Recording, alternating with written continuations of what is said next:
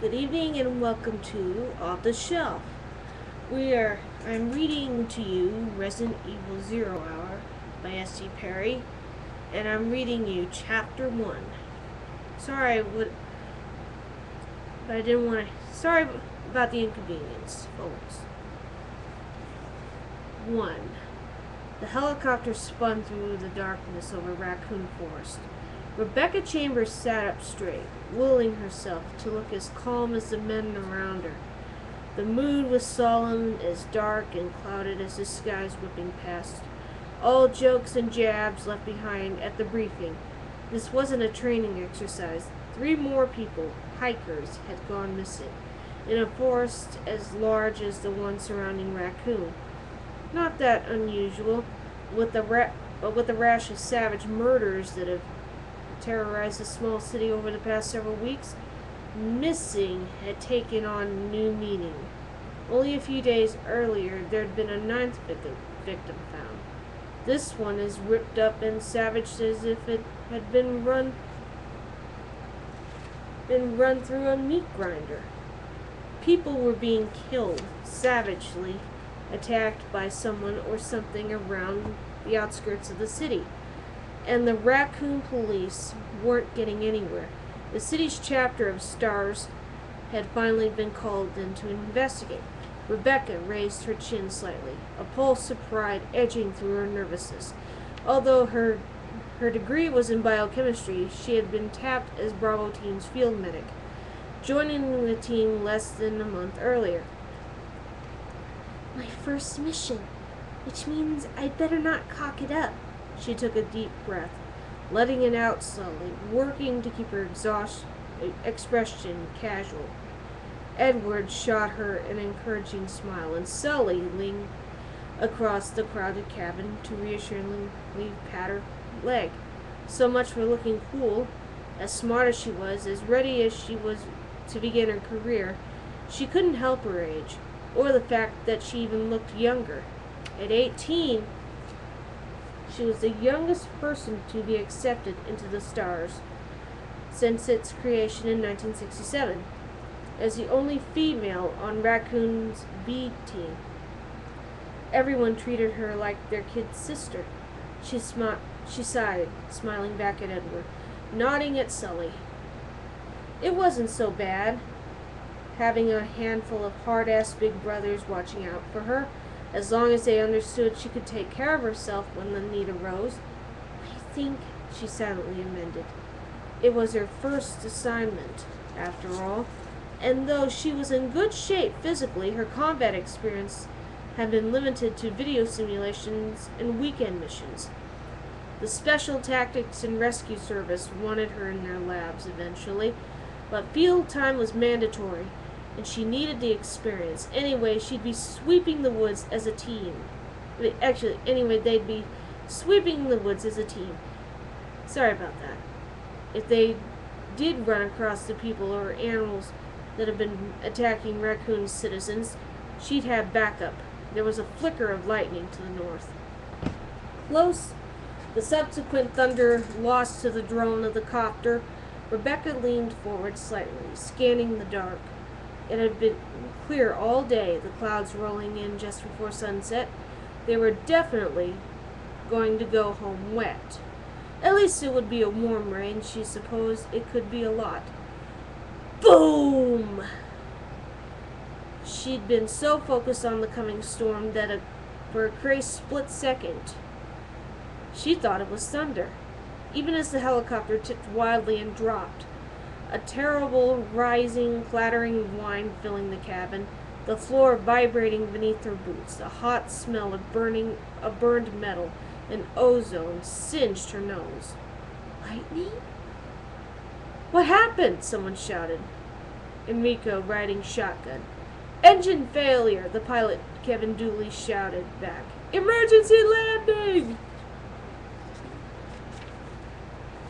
Rebecca grabbed the strut and held on, looked to the others so she wouldn't have to watch the trees rushing at him. She saw the grin, determined, set to Sully's jaw. Edward's clenched teeth. The look of anxiety shot between Richard and Forrest. as they grabbed for struts or handholds on the shuddering wall. In the front, Enrico was shouting something else, something she couldn't make out over the scream of the dying engine. Rebecca closed her eyes for a beat, thought of her parents, and then the ride was too wild for her to think. The crack and crash of tree branches battering the helicopter, too loud and jarring for her to do anything but hope. The copter spun out of control, whipping around in a tilting, sickening, lurching circle. It was over a second later, the silence so sudden and complete that she thought she'd gone deaf. All movement stopped. Then she heard the tick of metal, the strangled last gasp of the engine, and her own thundering heart, and realized that they were down. Kevin had done it, and without a single bounce. "Everyone okay?" Enrico Marini, their captain, was craned around in the seat. Rebecca added her own shaky nod to the chorus of affirmations. "Nice flying, Kev," Forrest said, and there was another chorus. Rebecca couldn't have agreed more. "Is the radio down?" Enrico asked the pilot, who was tapping at controls and flipping switches. "Looks like everything electrical is fried," Kevin said. "It must have been lightning. We weren't struck directly, but it was close enough. Beacon, too. Can it be repaired?" Enrico addressed it as an open situation, looking at Richard, their communications officer. Richard, in turn, looked at Edward, who shrugged. Edward was the Bravo team's mechanic. "I'll take a look," Edward said. "But if Kev said the transmitter's toast, it's probably toast." The captain nodded slowly, absently brushing at his mustache with one hand as he considered their options. After a few seconds, he sighed. "I called in when we were hit, but I don't know if it went through," he said.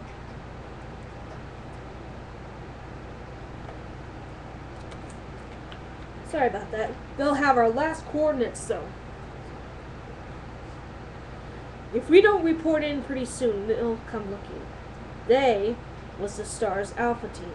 Rebecca nodded along with the others, not sure if she should be disappointed or not. Her first mission over before it started. Enrico wiped at his mustache again, smoothing it down at the corners of his mouth with the thumb and forefinger of one hand. "Everybody out. Let's see where we are." They filed out of the cabin, the reality of the situation hitting Rebecca as they gathered together in the dark. They were incredibly lucky to be alive. Struck by lightning, on her way to search for mad killers, no less, she thought, Amazed at the idea, even if the mission was over. This was hands down the most exciting thing that had ever happened to her. The air was warm and heavy with the impending rain. Small animals rustled through the underbrush. A pair of flashlights clicked on, the beams cutting through the dark, as Enrico and Edward moved around the helicopter. Examining the damage, Rebecca fished her own flashlight out of her bag, relieved that she hadn't forgotten to pack it. "How are you holding up?" "How you holding up?" Rebecca turned, saw Ken Sully Sullivan grinning down at her. He had his weapon out, the 9mm muzzle pointed to the overcast sky, a grim reminder of why they were there in the first place. "You guys really know how to make an entrance, don't you?" she said, smiling back at him. The tall man laughed, his teeth white against the darkness of his skin. "Actually, we always do this for the new recruits. It's a waste of helicopters. But we have a reputation to maintain." She was about to ask how the police chief felt about the expense.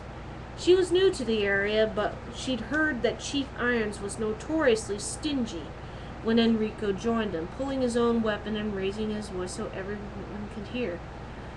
"All right, people, let's fan out. Investigate the surrounding area. Cab, stay with the copter.